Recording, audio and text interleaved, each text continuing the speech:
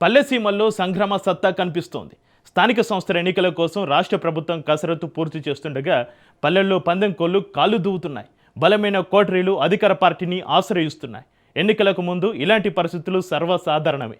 అయినా అక్కడ మాత్రం జరిగే చిన్న కదలిక సైతం సంచలనమే. అదే ఇప్పుడు ఆ ప్రాంతంలోనే కాదు, మొత్తంగా రాష్ట్ర వ్యాప్తంగా థ్రిల్లింగ్కు గురి చేస్తోంది. ఇంతకీ అక్కడ ఏం జరుగుతుంది? ఆకాశమే హద్దుగా సాగుతున్న రాజకీయానికి ఫలితం ఎలా ఉండబోతోంది? పొలమంటూ సాగుతున్న వలసలు అక్కడ సలసల కాగే అగ్నిపర్వతమా?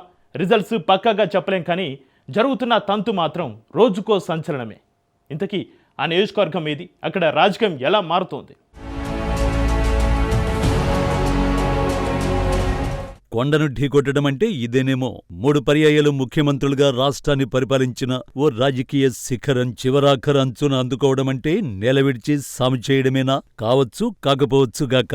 అయితే మారెడ్డి రవీంద్రనాథ్ రెడ్డి అలియాస్ బీటెక్ రవి అనబడే ఓ పొలిటీషియన్ ఆ మహోన్నత శిఖరాన్ని ఢీకొట్టబోతున్నారని చెప్పుకుంటున్నారట. ప్రణాళికాబద్ధంగా ముందుకు వెళుతున్నామని చాటుకుంటున్నారు. గ్రామాల్లో కలియ తిరుగుతున్నారు. కార్యకర్తలను పార్టీలోకి ఆహ్వానిస్తున్నారు. కడప జిల్లా పులివెందుల నియోజకవర్గంలో సాగుతున్న వలసలు నిత్యకృత్యంగా మారే. ఎక్కడలేని విధంగా ఇక్కడ మారుతున్న సమీకరణాలు సరికొత్త ఆసక్తిని రేపుతున్నాయి. ముఖ్యమంత్రిగా ఓడిన చెక్కు చెదరని జనాకర్షణ కలిగిన ట్రబుల్ షూటర్ వైసీపీ అధినేత వైఎస్ జగన్మోహన్ రెడ్డి రాష్ట్రంలోని ఏ మూలకు వెళ్లినా ఆయన పర్యటనలో అభిమానజనం చేసే హడావిడి అంత ఇంత కాదు. అలాంటి నేతకు సొంత నియోజకవర్గంలో ఇక ఎంతగా బలం ఉంటుందో ఊహించొచ్చు. నియోజకవర్గమంతా ప్రతి పల్లె ఈ కుటుంబానికి సుపరిచితమే. అయితే ఇటీవలి కాలంలో టీడీపీ పాగా వేసే కార్యక్రమానికి సన్నాహాలు వేస్తోంది.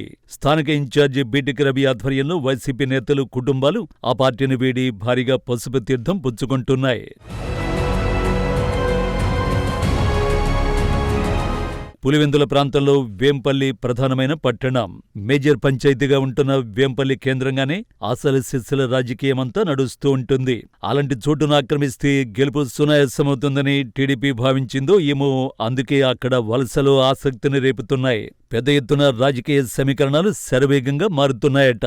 నేతలు, కుటుంబాలు వందల సంఖ్యలో చేరిపోతున్నారట. దీనికి అసలు సిస్సుల కారణాలంటూ ప్రత్యేకంగా చెప్పుకోలేం, కానీ తాజా రాజకీయ పరిస్థితులైతే మాత్రం చకచక చేంజ్ అవుతున్నాయట.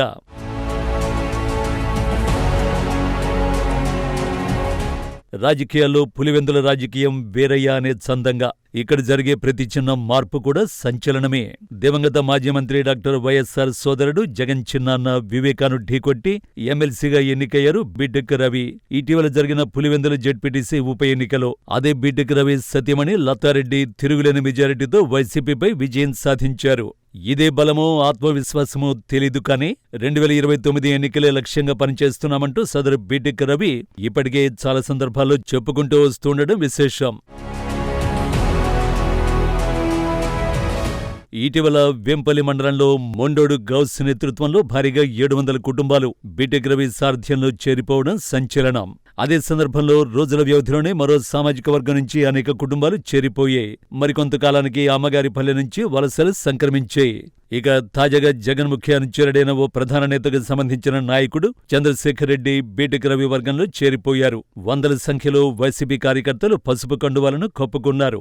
ఇలాంటి ద్విగుణీకృతమైన ఉత్సాహంతో బీటెక్ రవి ఆనందానికి అవధులు దాటాయట. వచ్చిన జనసందోహాన్ని చూస్తూ రాబోయే ఎన్నికల్లో కాబోయే ఎమ్మెల్యేనంటూ తనకు తాను మీడియా ముందు చెప్పుకోవడం విశేషం. ముందుగా స్థానిక సంస్థలో పాగా వేసి ఆ తర్వాత క్రమంగా ప్రణాళికాబద్ధంగా పులివెందుల కంచుకోటను బద్దలు కొడతామంటూ తన మనసులో ఉన్న బలమైన కోరికను బయటపెట్టేసుకున్నారు.